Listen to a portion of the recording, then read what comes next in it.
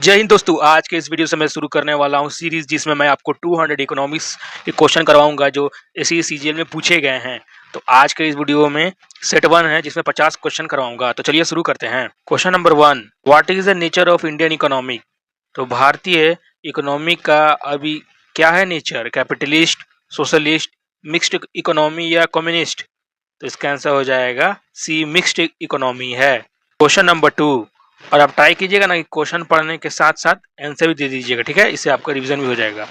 Question number 2, in which year was the economic reform liberalisation introduce in India. तो भारत में आर्थिक सुधार कब लागू किया गया था, 1985, 1991, 200 या 1995। तो इसका आंसर हो जाएगा 1991। उस समय का पीएम कौन था, इसको थोड़ा कमेंट करके बताइएगा।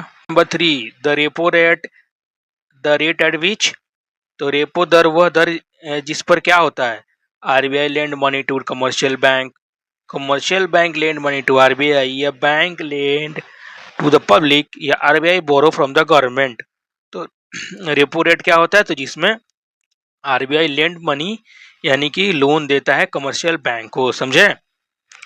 Question number 4, what is the difference between GDP and GNP.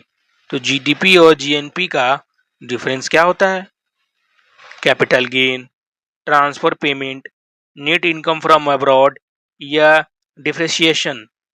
तो इसका आंसर हो जाएगा नेट इनकम फ्रॉम अब्रॉड, ठीक है। तो अगर आप जीडीपी को अगर जीएनपी से माइनस कर देंगे तो आपका निकल जाएगा net income from abroad. Question number 5, which of the following is a quantitative credit control tool of RBI. तो इनमें से कौन सा आरबीआई का मतलब ये क्वांटिटेटिव क्रेडिट कंट्रोल टूल है जिसको आरबीआई यूज करता है, मार्जिनल रिक्वायरमेंट्स, मोरल सुएसन, या कैश रिजर्व रेशियो, या क्रेडिट रेशनिंग। तो इसका आंसर हो जाएगा कैश रिजर्व रेशियो इसका टूल होता है, ठीक है। और ये क्वेश्चन टूल वाला आरबीआई का आता है, इसको याद रखिएगा। Question number 6, the sale tax we pay while purchasing a shop is.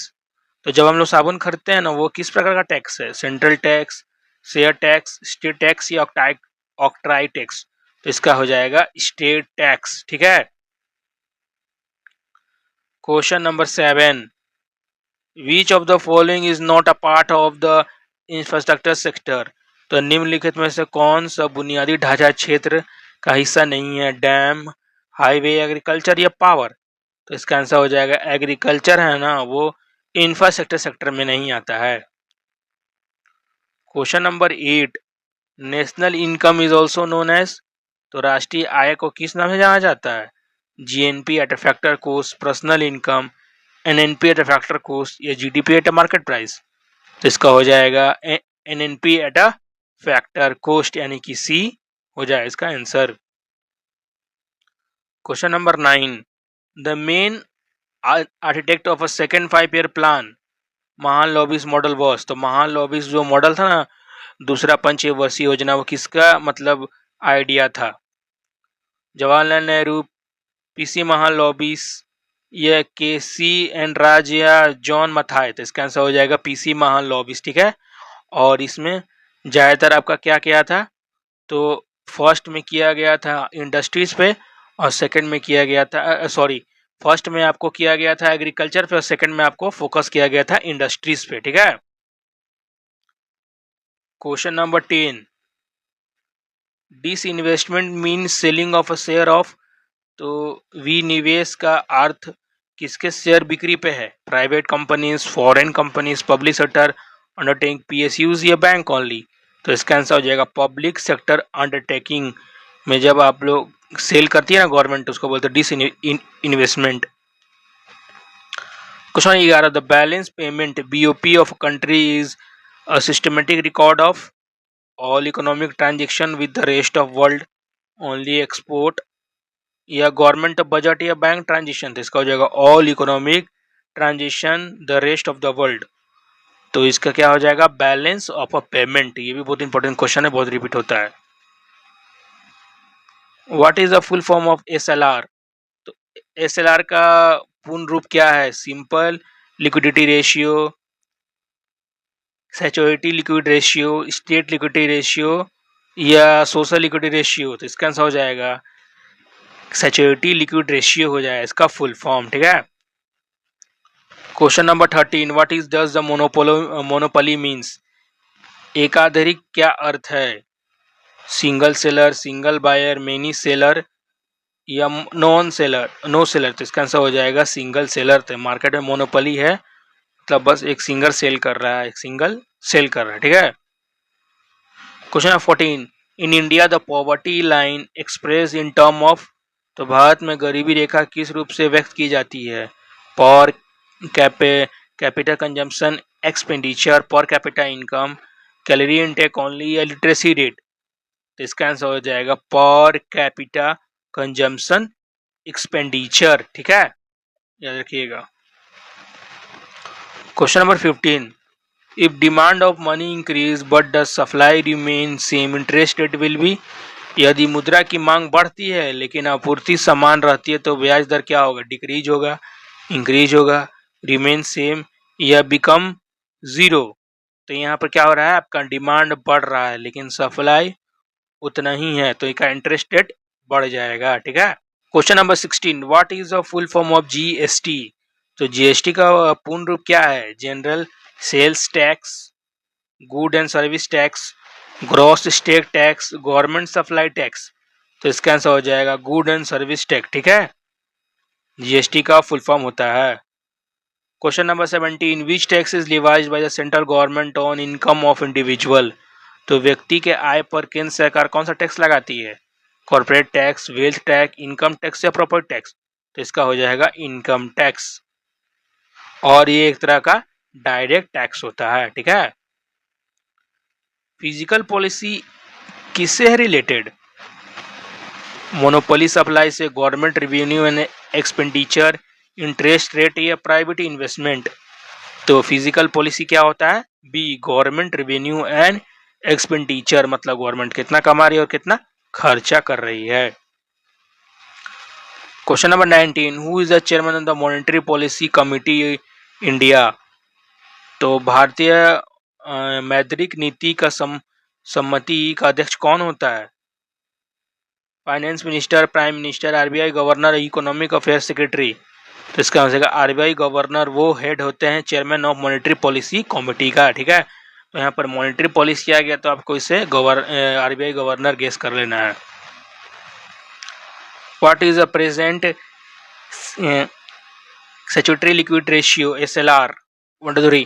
Question number 20, what is the present SLR range. तो वर्तमान में वैधानिक तरलता एसएलआर क्या है। 16, 18, 18, 20, 10, 15 या 20, 25। तो इसका 18 से 20। ठीक है। करेंट 18 है और इसको 18 में लेके चलती है, मतलब ऐसे। ठीक है, इसको देख लीजिएगा।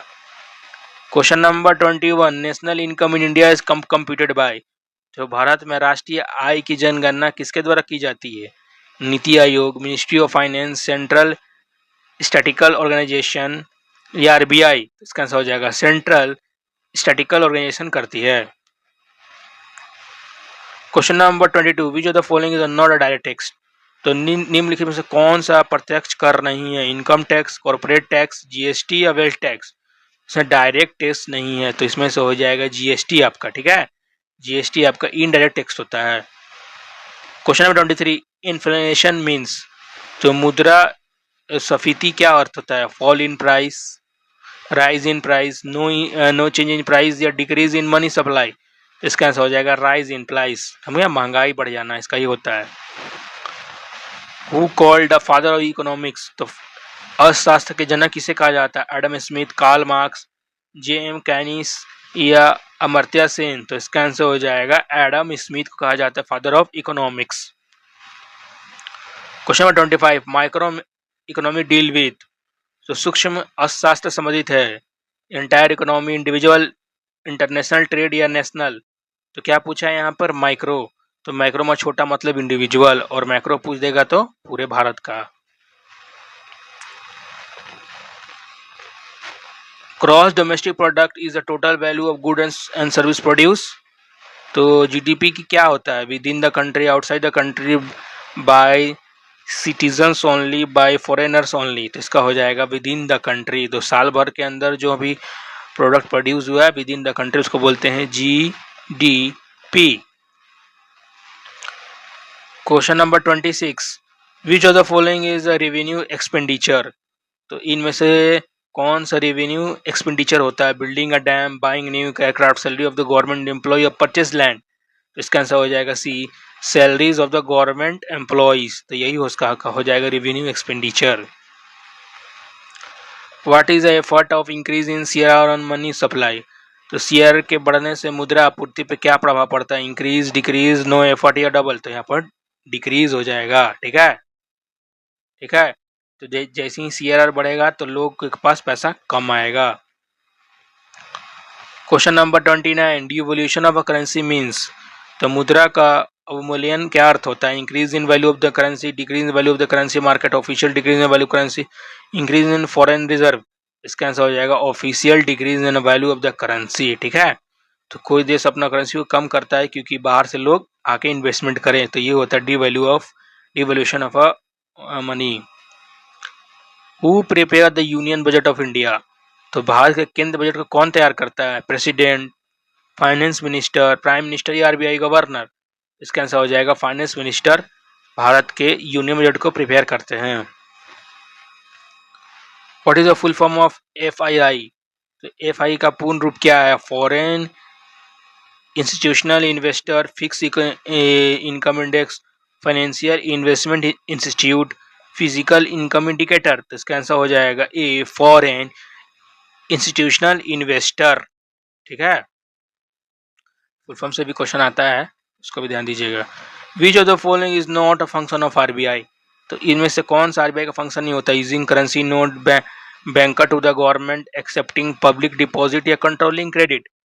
तो इसका आंसर हो जाएगा एक्सेप्टिंग पब्लिक डिपॉजिट, यानी कि डायरेक्ट आप आरबीआई में पैसा जमा नहीं करते हैं। ठीक है। What is the reserve repo rate. तो रिजर्व रेपो रेट क्या है? Rate at which RBI lend bank to money, rate at which RBI borrow from the bank, rate at which bank lend to public, rate at which government borrow.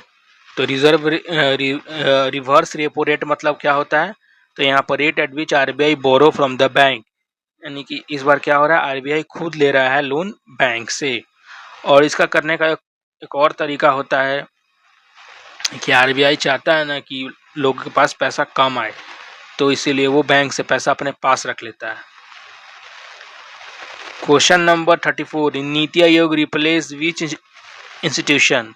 तो नीति आयोग को किस संस्था का स्थान लिया? Finance commission, planning commission, RBI और SAB. तो इसका आंसर होगा प्लानिंग कमीशन। ठीक है।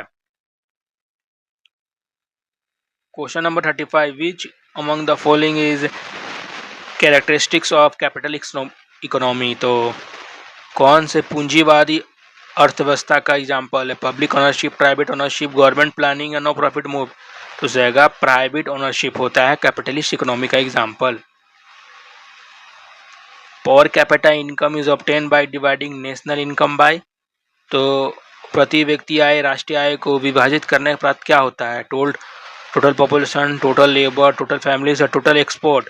तो पर कैपिटा इनकम को अगर हम डिवाइड कर लें नेशनल इनकम से तो आपको निकल जाएगा टोटल पॉपुलेशन। तो ये पॉपुलेशन निकालने का एक फार्मूला भी है कि पर कैपिटा इनकम कितना है और नेशनल इनकम कितना है।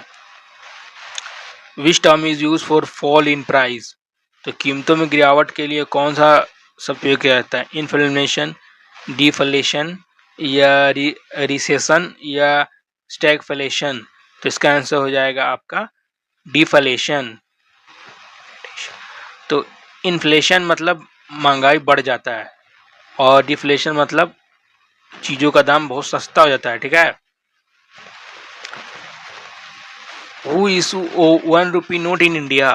तो भारत में 1 रुपये का नोट कौन जारी करता है? RBI, ministry of finance, SEBI या गवर्नमेंट प्रेस। तो इसका आंसर हो जाएगा मिनिस्ट्री ऑफ फाइनेंस। तो मत याद रखिएगा 1 रुपये का नोट ही है जो केवल मिनिस्ट्री ऑफ फाइनेंस करती है। ठीक है, ये क्वेश्चन बहुत इंपॉर्टेंट है। What is the term of commercial bank lending rate call. तो वाणिज्य बैंकों का उधार दर क्या कहलाता है? बैंक रेट, रेपो रेट या बेस रेट, MCLR या रिवर्स रेपो रेट? इसका हो जाएगा बेस रेट या MCLR। यानी कि अगर कोई पूछ देगा कमर्शियल बैंक का लीडिंग रेट क्या कहते हैं, तो MCLR। Which of the following is not a source of tax revenue of the government? तो निम्नलिखित में कौन सा सरकार के लिए राजस्व का स्रोत नहीं होता? Income tax, GST, dividend from PSU और कस्टम ड्यूटी। इसका आंसर होगा डिविडेंड फ्रॉम PSU। ठीक है, it is a non tax revenue. ठीक है, ये नॉन टैक्स रिवेन्यू होता है। What is the maximum number of member of Lok Sabha? तो ये थोड़ा आ गया, इसको स्किप करिए। Question number 41, what is the disinflation? तो अपस्फीति क्या होता है? Way very high inflation, reduce in inflation rate, increase inflation rate, no inflation. तो इसका आंसर हो जाएगा बी, रिडक्शन इन इन्फ्लेशन को ही हम लोग कहते हैं D inflation. Which of the following is the direct tax? तो निम्नलिखित में कौन सा प्रत्यक्ष कर है? Excise duty, custom duty, corporate tax या GST? तो हो जाएगा आपका यहाँ पे एक्साइज, कस्टम, कॉर्पोरेट, यहाँ पे हो जाएगा आपका सी, कॉर्पोरेट टैक्स। ठीक है, कॉर्पोरेट टैक्स डायरेक्ट होता है, इनकम टैक्स और कॉर्पोरेट टैक्स डायरेक्ट होता है। आप अगर CGL एग्जाम जाइए, कस्टम में जाइएगा तो आप नॉन डायरेक्ट टैक्स कहिएगा। ठीक है, कस्टम में भी जाइएगा तो नॉन डायरेक्ट कहिएगा। GST ऑफिसर भी बनिएगा तो आप कहिएगा नॉन डायरेक्ट टैक्स। अगर इनकम टैक्स में जाइएगा तो आप कहिएगा वहाँ पर डायरेक्ट टैक्स, और कॉर्पोरेट में तो प्राइवेट जॉब हो गया। Question number 43, open market OMO is are done by? तो OMO कौन करता है? खुला बाजार परिचालन, commercial bank, RBI, SEBI, NABARD. तो इसका आंसर हो जाएगा RBI ही देखभाल करता है ओपन मार्केट ऑपरेशन का। Question number 44, what is the full form FDI? तो FDI का फुल फॉर्म क्या होता है? Foreign direct investment, fix domestic investment, financial direct income, foreign derivative index. तो इसका हो जाएगा फॉरेन डायरेक्ट इन्वेस्टमेंट, FDI का फुल फॉर्म होता है। आप न्यूज़ में सुनते ही होंगे कि FDI लो और हाई हो गया, तो यही होता है FDI। Question number 45, human development index HDI is replace by? तो मानव विकास सूचक को किसने रिप्लेस कर दिया? World bank, IMF, UNDP, WTO। तो इसका आंसर हो जाएगा UNDP ने रिप्लेस कर दिया है ह्यूमन डेवलप्स को। सॉरी यहाँ पर क्या है? रिलीज। तो ह्यूमन डेवलपमेंट इंडेक्स जो होता है ना, HDI, को कौन रिलीज करता है? तो इसको करता है UNDP। ये सभी क्वेश्चन आता है, ठीक है, याद रखिएगा। Question number 46, which 5-year plan is known as Mahalanobis plan? तो कौन सा प्लान महान लोबिस प्लान कहलाता है? फर्स्ट, सेकंड, थर्ड या फोर्थ? इसका आंसर हो जाएगा सेकंड, और इसमें ज़्यादातर फोकस किया गया था इंडस्ट्रीज पे। Question number 47, who is the regulatory body for stock exchange in India? तो भारत में स्टॉक एक्सचेंज के लिए नियम कौन निकाय करता है? RBI, सेबी, IRDI या नीति आयोग? तो इसका आंसर हो जाएगा सेबी, और ये CGL का प्रीवियस ईयर 2025 में भी आया था। ठीक है, ये मेरे शिफ्ट में ही आया था। Question number 48, what is the difference between physical deficit and revenue deficit? तो राजकोषीय घाटे और राजस्व घाटे का अंतर क्या होता है? Primary deficit, monetize deficit, effective revenue deficit या कैपिटल डिफिसिट? तो इसका आंसर हो जाएगा, देखिए, प्राइमरी डिफिसिट, मोर एक्यूरेटली हम लोग बोलेंगे physical deficit minus interest payment equal to primary deficit. तो ये हो जाएगा, ठीक है, इसको याद रखिएगा। फिजिकल डिफिसिट में से माइनस इंटरेस्ट पेमेंट होता है, ठीक है। क्वेश्चन नंबर 49, विच ओल्डेस्ट स्टॉक्स इन इंडिया? तो भारत का सबसे पुराना स्टॉक एक्सचेंज कौन सा है? NSE, Bombay stock exchange, Calcutta stock exchange या MCX? तो इसका आंसर हो जाएगा बॉम्बे स्टॉक एक्सचेंज सबसे पुराना है, जिसका एस्टेब्लिशमेंट 1875 में किया गया था। तो डेट भी याद रखिएगा। Question number 50, what is the full form of NNP? तो NNP का फुल फॉर्म क्या होता है? National product, gross national product, net domestic product या नेशनल नेट प्राइस? इसका हो जाएगा नेट नेशनल प्रोडक्ट। तो 50 क्वेश्चन हो चुका है। हम मिलते हैं नेक्स्ट क्वेश्चन के साथ।